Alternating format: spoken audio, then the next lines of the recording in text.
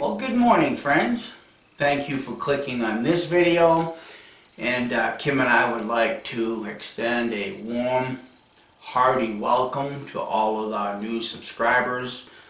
We've been pleasantly surprised as of late to see how many new subscribers we actually have.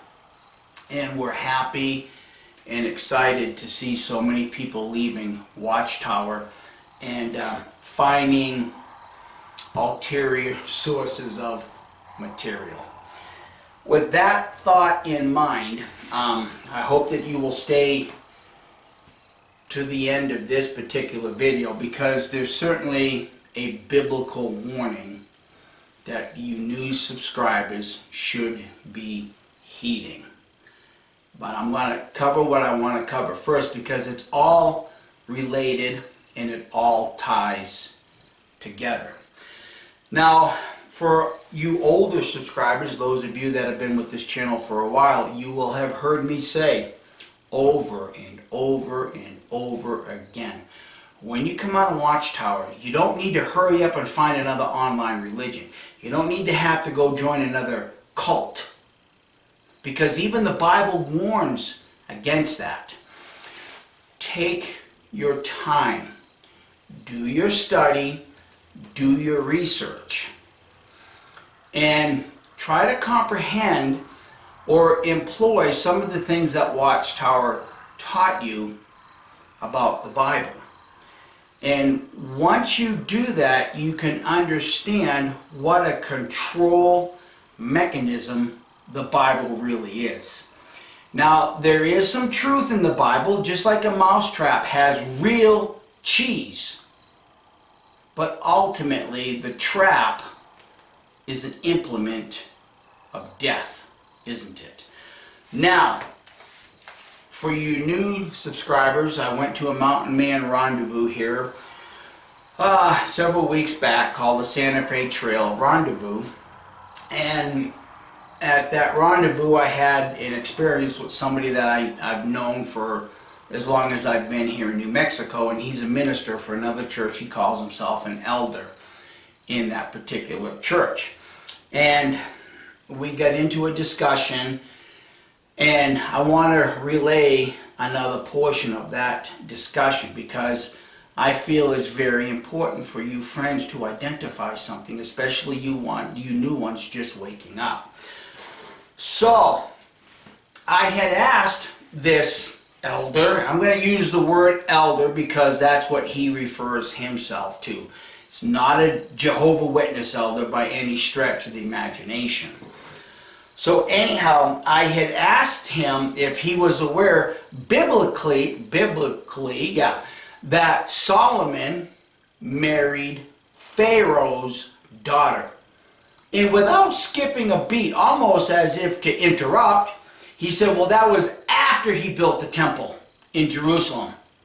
And I immediately come back and said, no, that was before. I says, you need to go back and slow down your reading and understand what is being written at that point.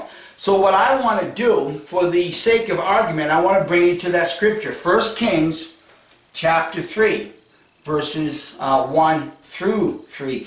And as I read this, stop and remember what Watchtower taught you about Solomon and his many wives, making him worship foreign gods because he was building temples for those foreign wives.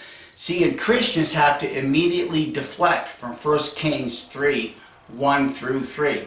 Okay, so let's read that.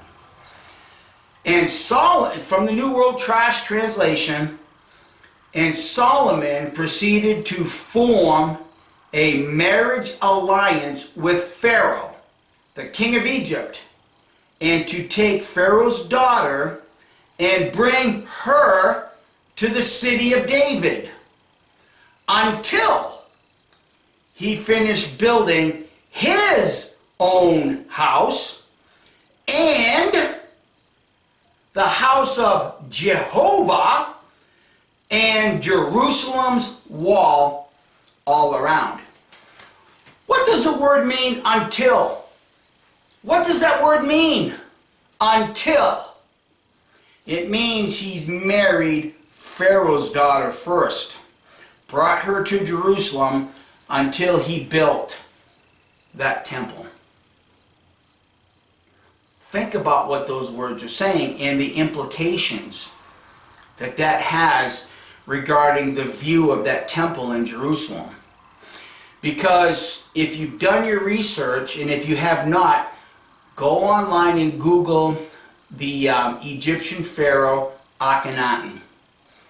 What Akhenaten did is that he broke away from worshiping the pantheon of gods in Egypt, moved a group of people south in Africa, and then he begged everybody to worship one God, the Aten, which is the S-U-N, the sun. Okay? Now, how can you use the Bible to prove that this sun-worshipping cult that's associated with perhaps this Pharaoh's daughter that formed a marriage alliance with Solomon, that Solomon built that temple for the sun-worshipping wife? It's right in Scripture. Let's go to Psalms chapter 84, because you get a hint right here. Now, every Jehovah's Witness is familiar with Psalms 83:18. You know, you whose name is Jehovah, you are the Most High over all the earth. But you always skip Psalms 84:11. For Jehovah God is a sun. S-U-N. And since Jehovah's Witnesses do recognize that Yahweh later became the name Jehovah for familiarity's sakes, you can understand. Yahweh is a sun. S-U-N, and a shield. Now in this context, how does Yahweh become a shield? Well, obviously, when the earth spins on its 24-hour time frame, when the sun sets, you are shielded from the burning heat of the S-U-N. God's anger. Okay? But isn't it interesting that those who edited the book did not take that scripture out, almost as leaving a clue behind to that temple in Jerusalem. Now, let's go to Isaiah chapter 19, verse 25. You can actually start a little further up, and then you can kind of realize that in context, Isaiah talks about a monument in the land of Egypt, and a pillar to Jehovah beside its boundary. Well, that pillar still exists to this day. It's been renamed Heliopolis, because when the Greeks conquered Egypt, Heliopolis, which means city of the sun, is earlier in history referred to the city of On, which is where Joseph married Potiphar's daughter. That's Genesis chapter 41. Married Potiphar's daughter, and Potiphar was the high priest in that city of On, which is city of the sun. Again, connecting the dots to sun worshippers. Okay? Now, Isaiah, concluding that sentence structure, verse 25, okay, because Jehovah of armies will have blessed it, saying, blessed be my people, Egypt, and the works of my hand, Assyria, and my inheritance, Israel. So if Solomon built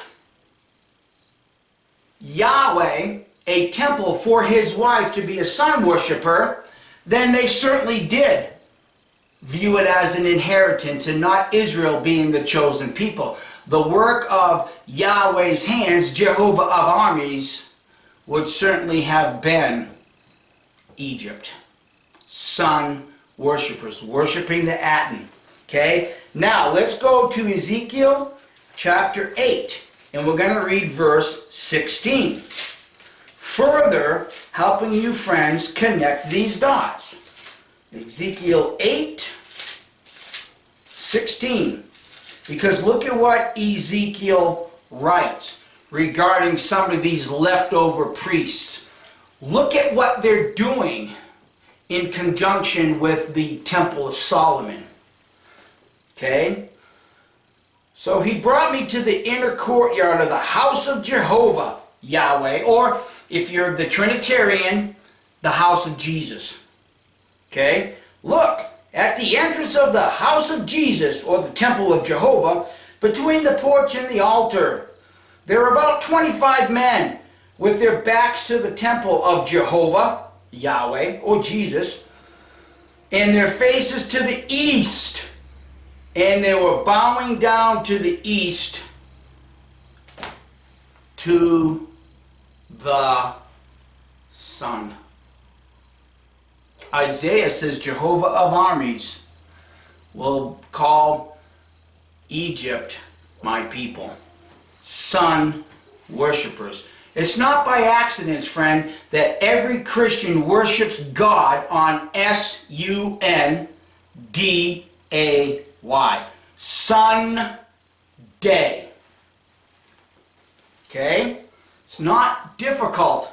But here's what makes it difficult for Kim and I, for waking up Jehovah's Witnesses, searching the community of ex-Jehovah's Witnesses.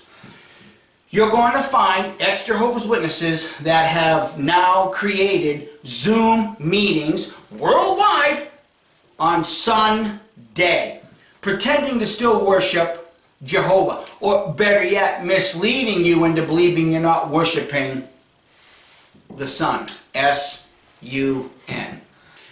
And you have to be cautious because there are other non-Jehovah's Witnesses preaching the Trinity in this community, and you're finding yourselves gravitating to them, which is fine. You are a free, sovereign spirit. You have to make that choice, okay? But the problem comes in this.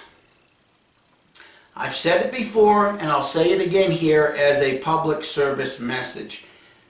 Be very careful. Because these people are here to lead you to Jesus, the S-O-N of God, the Son of God. Well, here again, I've showed the scriptures tying the Solomon Temple, tying Joseph to a son, S-U-N, worshiping cult that comes out of Egypt. Okay? So here's the public service message, because ex-Jehovah's Witnesses are still stuck in the Watchtower mindset, because did not Watchtower promise you the path of life? If you come to Jehovah's organization, you're going to get to live forever in paradise earth. You'll never get to die. You'll be perfect in Jehovah's sun-filled, blessed paradise on earth. Then you begin to wake up years, decades later and realize they're feeding you a bowl of spoiled Cheerios. But see, the bait that Watchtower put on that trap was real, wasn't it?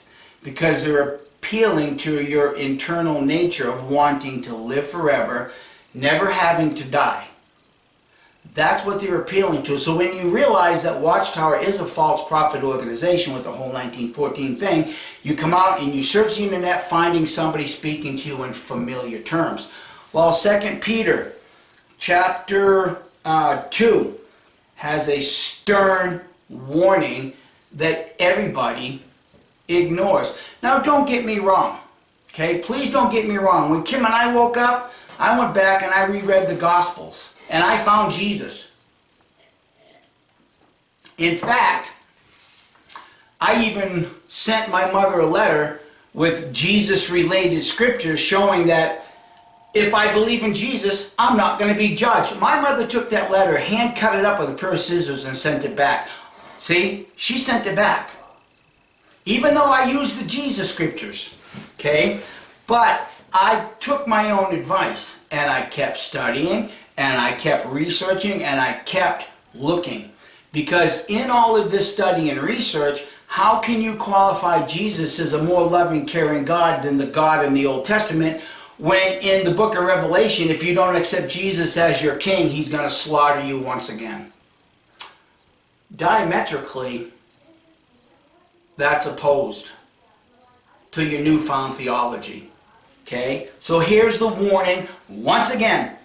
2 Peter chapter 2, and I'm going to consider verse 13, because verse 13 actually starts another paragraph within 13 before it gets to 14. And I want you to think about those ex-Jehovah Witnesses that are starting their online religions on Sunday mornings, Skyping around the world. Think about them in this scripture and what they're promising, okay? And or what they're teaching. They consider luxurious living in the daytime a pleasure. They are spots and blemishes, indulging with unrestrained delight in their deceptive teachings while feasting together with you. Well, I'm going to show you part of that deceptive teaching, because Peter lays it out. They have eyes full of adultery, or maybe they might want to be teaching that it's okay to have a concubine of women, because after all, it's in the Old Testament, and the Old Testament comes from Jehovah, so I guess it's okay to have all of these concubines and not piss off Jehovah. Look at their teachings. Look at what they're trying to indulge in. Going on. And unable to desist from sin. And they entice unsteady souls. Well, obviously, we're all unsteady souls coming out of Watchtower, because our foundation that we thought was built on a road leading to everlasting life has been crumbled. So we're all unsteady. We come back, we find Jesus, and then we convince ourselves that now we're steady souls.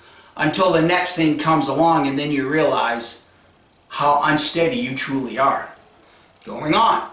They have a heart trained in covetousness. Oh yeah. Oh yeah. Look at all the billions of dollars Watchtower made asking for donations. Well, if you help donate to me in this channel, I will build a Sunday morning church in my basement so that I can zoom around the world and bring all you people back to Jehovah's loving arms, while all the time their heart is full of adultery.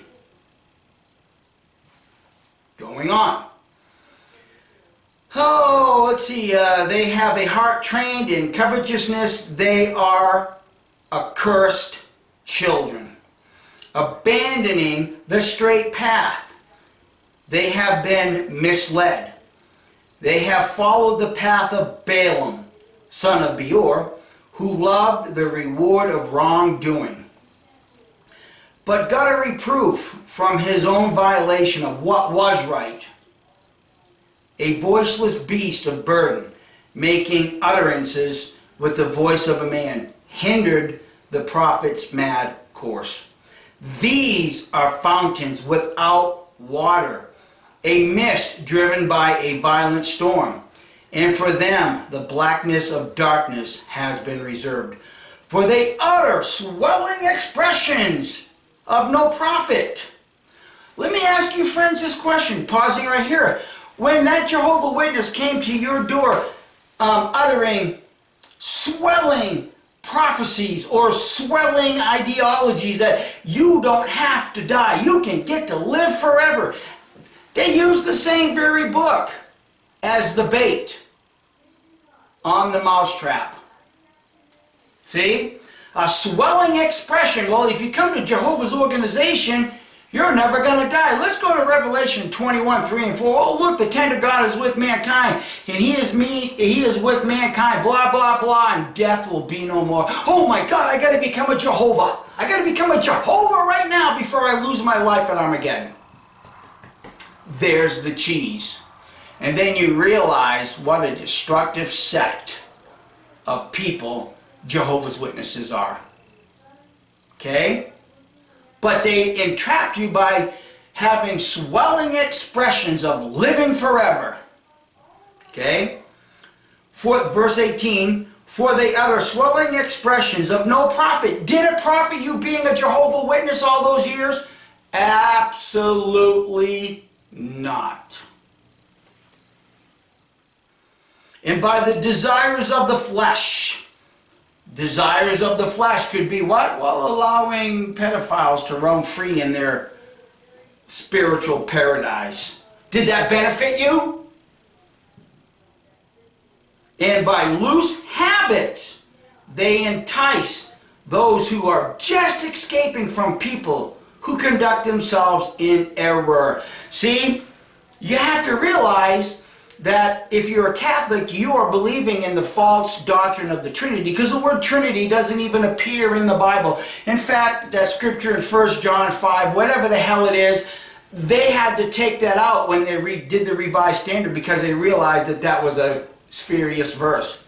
It wasn't in any of the manuscripts. The real cheese got removed by Watchtower and replaced with another slice of Watchtower bullshit cheese.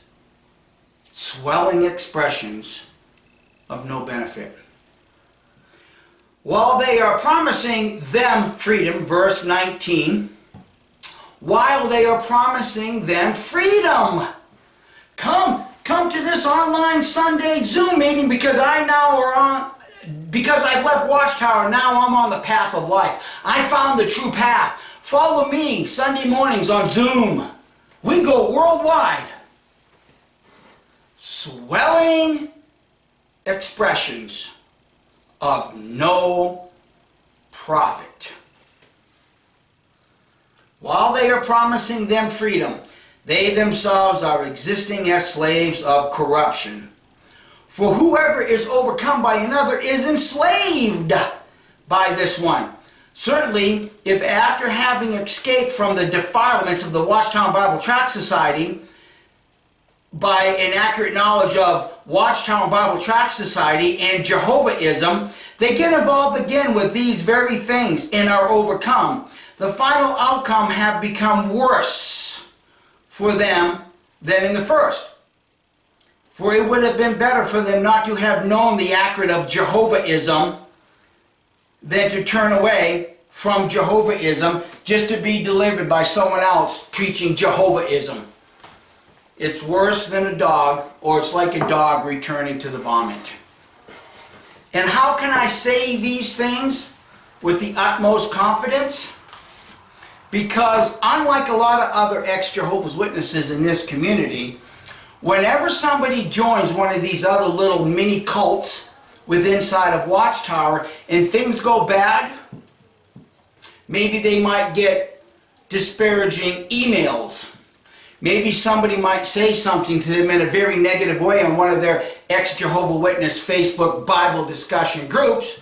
When that all turns south from these people that have promised you a new path of life, and then they start to beat you down, like Jehovahism, Watchtowerism, who do they turn to for comfort? Who do they turn to help pick up some of that vomit that they're now regurgitating? See, it's Kim and I.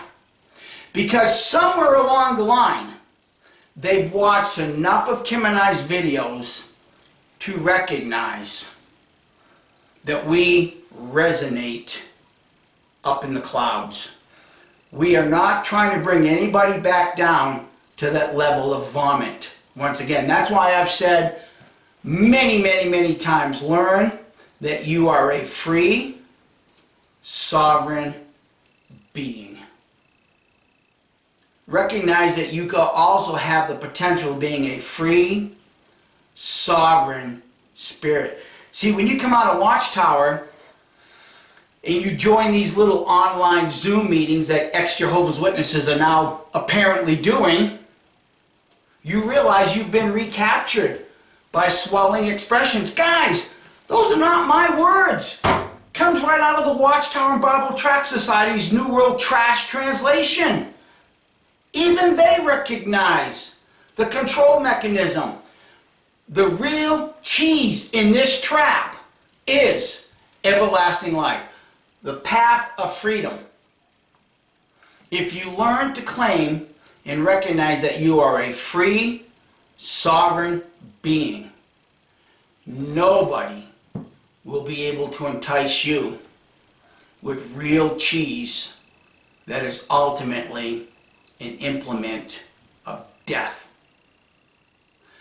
So, once again, when you come out of Watchtower, take the time to understand the mechanism and how it's used as a symbol of real bait on an implement of death. And I just got to ask everybody this question, who's an ex-Jehovah Witness.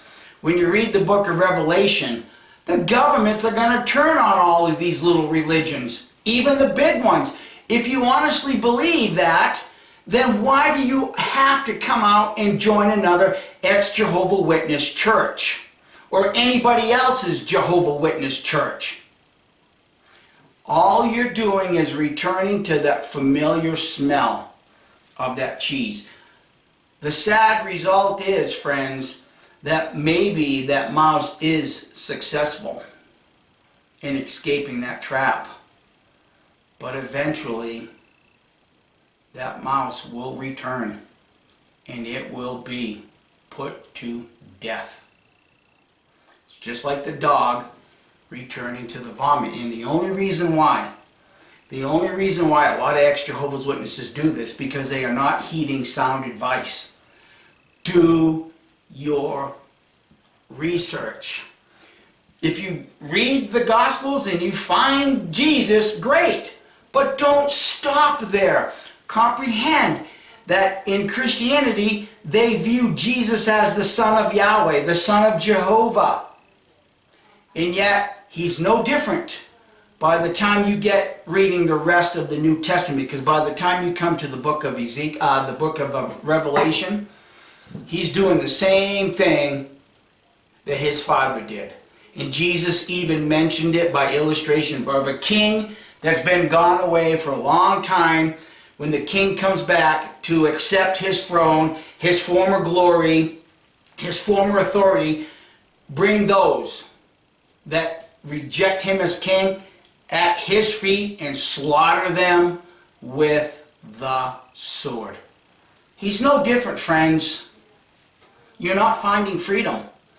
All you're doing is you're finding yourself vomiting what's been regurgitated by Watchtower and a whole lot of other people for the past couple thousand years, because you have to recognize this book is a fear control mechanism that was put together by a state religion, Roman Catholic Church. I hope this video can help a lot of you recognize where Kim and I are coming from. We have so much knowledge that we want to share with the community, but a lot of it you're just not ready for. So what Kim and I do is we dribble it in little puzzle pieces, and hopefully a lot of you can see those puzzle pieces and you can begin to put that puzzle picture together yourself. Thanks for watching and have a wonderful day. Bye.